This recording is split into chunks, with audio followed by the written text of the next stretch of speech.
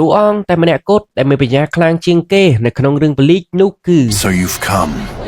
Kisuke Urahara. Kisuke Urahara គឺជាតួអង្គដែលមានចរិតថ្លៃថ្នូរមិនក្រអឺតក្រទមនិងចេះលេងសើចហើយក៏មានបញ្ញាខ្លាំងកម្លាំងប្រយុទ្ធក៏ខ្លាំងនិងមានភាពច្នៃប្រឌិតខាងបច្ចេកវិទ្យាគាត់គឺជាអតីតប្រធានក្រុមនៃ Division 12 នៃ Gotei 13ដែលបានបង្កើត Shinigami Research ដែលជាមន្ទីរពិសោធន៍ស្រាវជ្រាវសម្រាប់ Soul Society មិត្តភក្តិដ៏ស្និទ្ធស្នាលរបស់គាត់គឺ Yurushi ហើយគាត់បានធ្វើការសិក្សាស្រាវជ្រាវដ៏ពិសេសជាមួយនឹង Mayuri គាត់គឺជាអ្នកបង្កើត Hokuyoku ដែលមានសមត្ថភាពអស្ចារ្យអាចបំលែងព្រំដែនរវាង Shinigami និង Holo បន្ទាប់មកគាត់ត្រូវបាន Aizen ធ្វើផែនការគ្រប់យ៉ាងដើម្បីឲ្យ Soul Society គិតថាគម្រោង Hokuyoku របស់ Urahara គឺជាគម្រោងដែលប្រែក្លាយ Shinigami ទាំងអស់ឲ្យទៅជា Holo ដែលជាក់ស្ដែង Aizen គឺជាអ្នកធ្វើនោះទេព្រោះតែចាញ់ល្បិចកលរបស់ Aizen នៅ Soul Society ទាំងអស់បានបណ្ដេញ Urahara ចេញពី Soul Society ចេញពី Soul Society Urahara ក៏បានមករស់នៅពិភពមនុស្សដើម្បីធ្វើជាជំនួយជួយទៅដល់ពិភពលោកនៅពេលដែលមានគ្រោះមហន្តរាយ